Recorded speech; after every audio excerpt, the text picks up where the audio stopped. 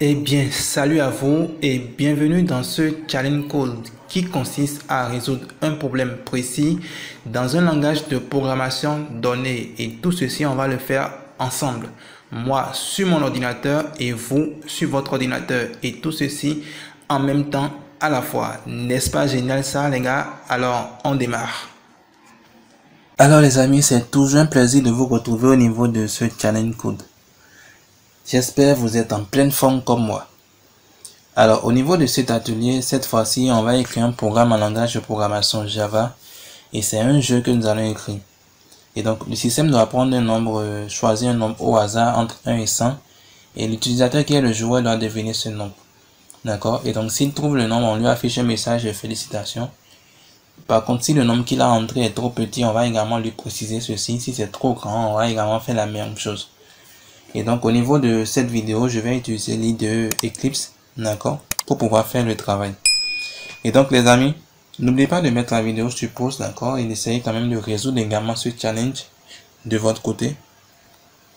Puis d'appuyer sur play, d'accord, pour pouvoir voir la résolution que je vous propose au niveau de cette vidéo. Alors très rapidement, je vais réveiller mon Eclipse, d'accord, et on va s'y mettre. Donc je crée un projet. Je vais l'appeler jeu. Non, on ne va pas générer un module. Très bien, et donc on vient de créer actuellement le projet. On va maintenant créer notre première classe. Donc clic 3, new. Je vais créer une classe que je vais appeler jeu. Je vais intégrer la méthode principale. Voilà, donc je vais rapidement enlever la ligne de commentaire. Et donc on peut commencer par écrire déjà le bout de code qu'il faut pour quand même être en mesure de pouvoir créer ce petit jeu. Je vais déclarer deux variables entières. De type entier, bien sûr, je vais l'appeler nombre mystère. Et donc au niveau de nombre mystère, c'est pour prendre actuellement le nombre que l'ordinateur va prendre au hasard. Ensuite on aura un nombre user qui sera beaucoup plus le nombre qu'on va récupérer chez l'utilisateur. Et donc on va commencer par initialiser par le nombre pris au hasard chez, disons, chez le système. Donc je vais appeler nombre mystère. D'accord. Et pour pouvoir faire ceci, j'aurai besoin d'utiliser math, la classe math. Je vais utiliser le random. Très bien. Alors, je dois prendre un nombre entre 1 et 100. Donc, si je multiplie par 99, je mets tout ça entre parenthèses.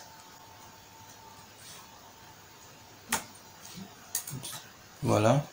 Et je fais un plus 1 à ce niveau. Et donc là, je précise ici que j'ai besoin d'un entier. Et donc là, tout simplement, déjà, math random me renvoie sur un nombre entre 0 et 1. Donc déjà, si c'est 0, c'est que j'ai 0 fois 99, 0. Plus 1, ça donne 1. Donc ça veut, je suis en train de confirmer comme ça que je dois avoir comme petit nombre actuellement 1. D'accord. Mais par contre, si ça me renvoie par exemple 1, le plus grand nombre qui est 1 que math random peut me renvoyer. Donc 1 multiplié par 99, ça donne 99. Plus 1, ça donne 100. Et donc là, je suis sûr maintenant d'être entre l'intervalle 1 et 100. Alors, j'ai mis beaucoup plus le int à ce niveau pour préciser quand même que je veux récupérer un entier.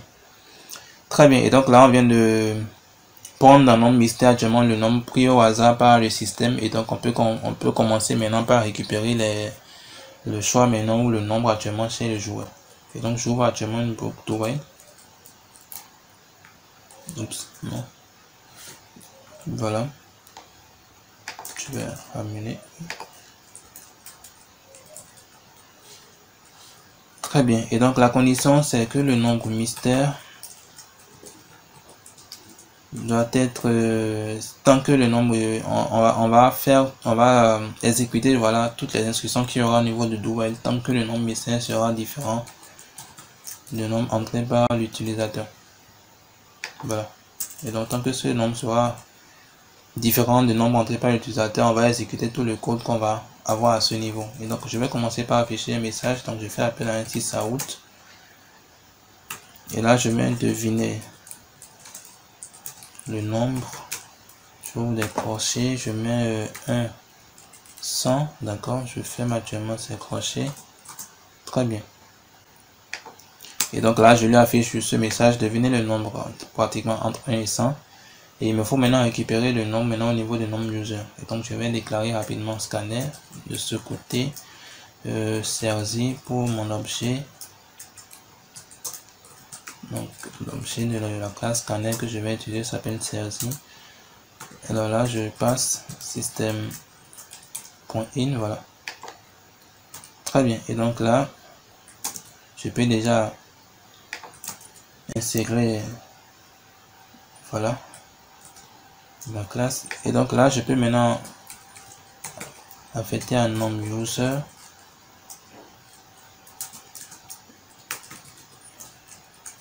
Voilà, le nombre entier entré par l'utilisateur. Très bien. Et donc là, on vient de récupérer le nombre actuellement chez l'utilisateur. Et donc, il faut qu'on puisse faire les vérifications quand même pour vérifier est-ce que par hasard le nombre est trop petit ou si le nombre également est trop grand et tout. D'accord. Et donc là, on fait un if. On dit si le nombre, d'accord, nombre mystère est égal au nombre user. Voilà, donc dans ce cas actuellement, si c'est le cas, ça veut dire que l'utilisateur est bel et bien actuellement trouvé. Donc on fait un 6 out rapide. Oups.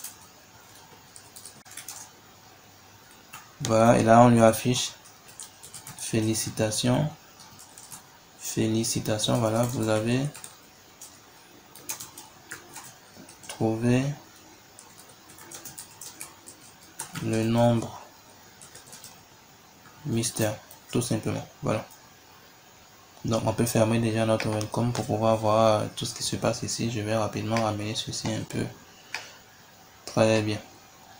Donc voilà, donc félicitations, vous avez trouvé le nombre mystère.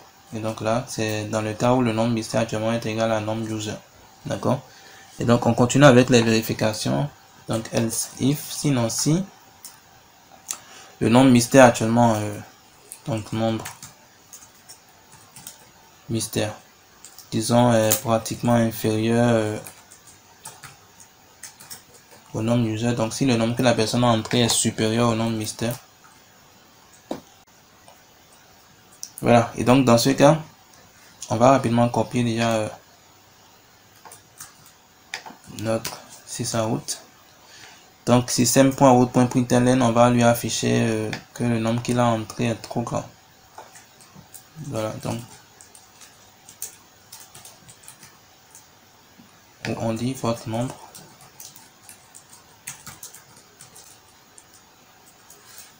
est trop grand. Très bien, et donc sinon, else. Alors sinon ça veut dire que voilà le nombre, si le nombre n'est pas trop grand et que le nombre n'est pas égal également, ça veut dire que le nombre est trop petit. Donc là on met votre nombre est trop petit. Très bien, et donc là actuellement on vient d'écrire le bout de code qu'il faut les gars. Donc on va rapidement, il nous manque, oups, voilà ceci. Très bien, et donc on vient d'écrire rapidement le bout de code qu'il faut pour pouvoir écrire ce bout de le jeu deviner le nombre comme on vient de nous demander. Et donc on va rapidement tester déjà pour voir ce que ça donne. Et donc je teste rapidement le code.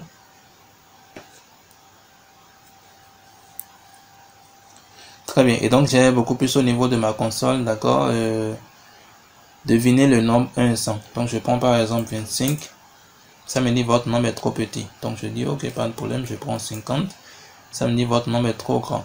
Donc là je reviens encore, je prends 40. Et dit félicitations, vous avez trouvé le nombre mystère. Et donc ça veut dire notre programme marche correctement. Je peux encore tester encore. Et vous allez voir. Donc devinez le nombre mystère, devinez le nombre, je prends disons 50. Ça me dit le nombre est trop petit, je prends actuellement 70. Ça me dit c'est trop petit, je prends 80. Ça me dit c'est trop petit, je prends 90. Ça me dit le nombre est trop petit, je prends 95. C'est encore trop petit, je prends 99. Et c'est trop grand, je prends 97.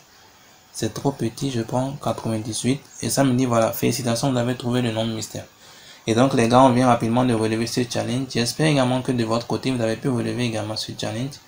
C'est toujours un plaisir de coder en votre compagnie, d'accord. Alors les gars, on va se retrouver très bientôt sur un nouveau challenge code.